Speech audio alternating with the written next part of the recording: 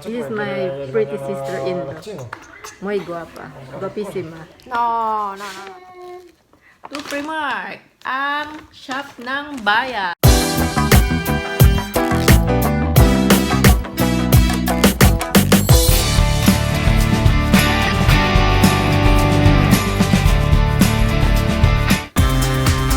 Hi guys! I'm wearing something very colorful. It's summer! I'm first in the center, and I'm going to meet his sister, and we're going to, work around in the center for a while for Amiga Chinita, and then later we'll go to the dentist. And guys, I have done my first ever LS, and it's intense. Nakaka-nervous din pala. Mas nakaka-nervous siya sa nagre-record. Diyos ko, may editing kasi kapag nagre-record ka, kapag live wala pala. Siyempre, kailangan careful ka sa mga ilalabas ng bibig mo. Diyos mio. Kailangan pala maging careful kasi maraming guidelines. So, yun lang. Nakakatuwa lang. Medyo natuwa ako doon.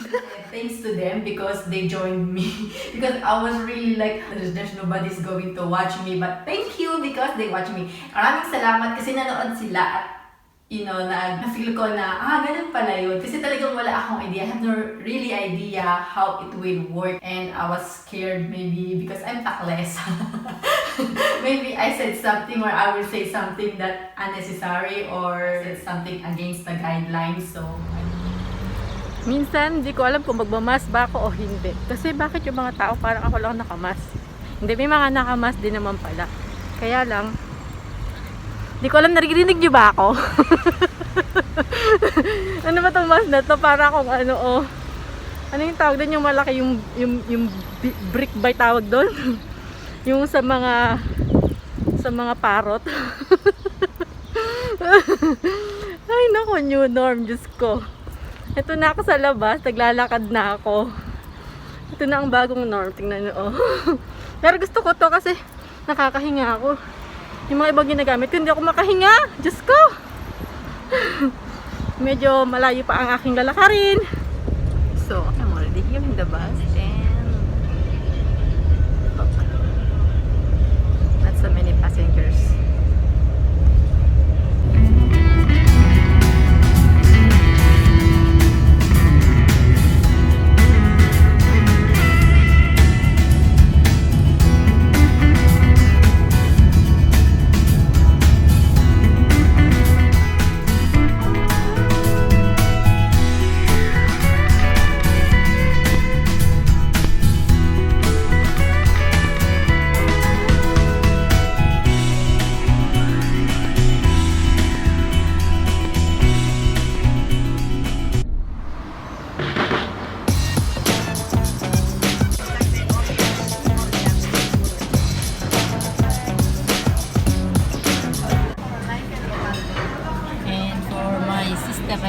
What is that, sister?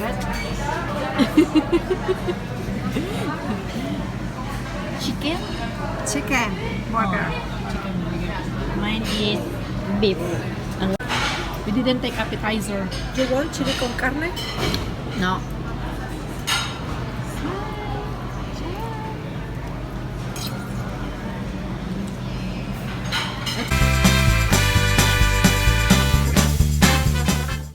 Biasa kateng aja.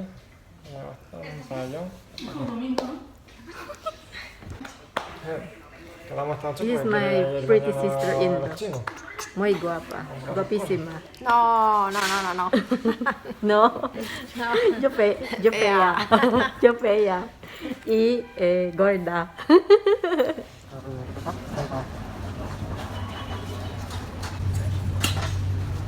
We are in the long queue. Guys, I have upo and ang mahiwagang okra. Tintin, very small and expensive. 알아서 오리지널 Taiwan noodles udon. Taiwan, Korea made by Taiwan.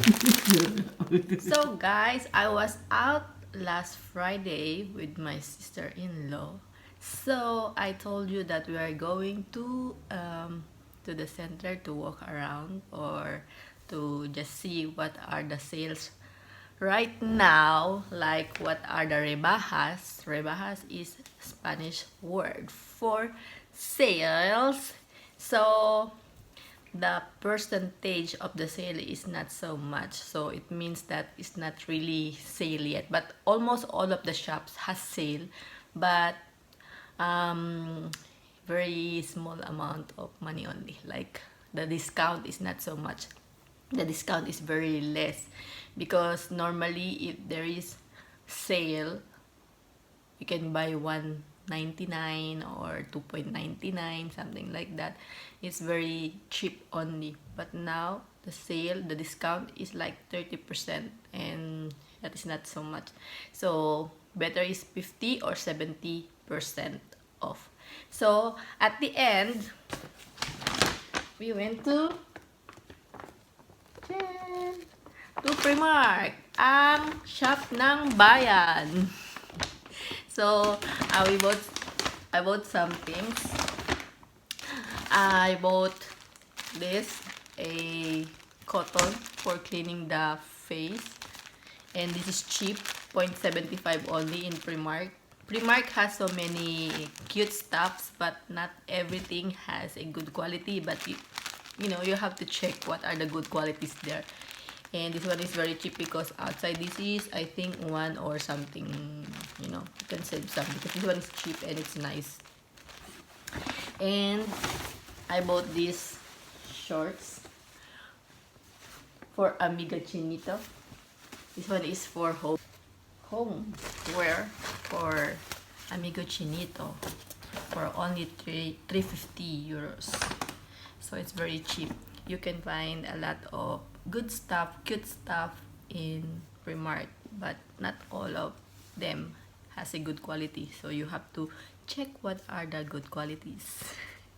So, and also I bought this. This is like for homeware also for me, for wearing bra at home. So this is, it says here 12 euros, but it's 10 euros, 3 pieces. So I don't know if it's on sale because it's not written sale, but it's 10 euros when the cashier or the cashier, like almost the same, but they have different designs. So this is just perfect for homeware. And also I bought this. This is 6 euros for 3, and this is I usually wearing for sleeping. So a t-shirt and like this. So this is very comfortable for sleeping. And I have the last one. My headband is falling down. This one. This one is for silicone petals or for the nipples because what do you call that? I have so many sports bra that has no padding or has no pads, no cups. There was nothing, so I have to wear this because sometimes I'm only using tissue to cover it, but now I found this, luckily. It's 250 euros, and this is important, you know, to put in, you know, to cover your, of course, your sensitive part of your body. So that's it, guys. No more. Only the receipt is in there. So that's the only thing that I have bought in my sister-in-law's sports bra also from Primark because you cannot get anything on sale. Maybe on 1st of July, bebe, no? 1st of July, there will be huge, massive sale. Anyway, that is summer sale. Summer sale and I think winter sale is the best sale here in Spain, and it's in the best. You cannot imagine how much are the prices. They are very low. So it's so good to buy stuff in here during those summer sale and what do you call that, winter sale. Actually, when I traveled here in Spain, the first travel, anyway, every countries that I'm traveling, I'm always looking for things or like stuff in there, like for example, what to do, what not to do, and you know, the things, at least, you know, you learn some words from their country.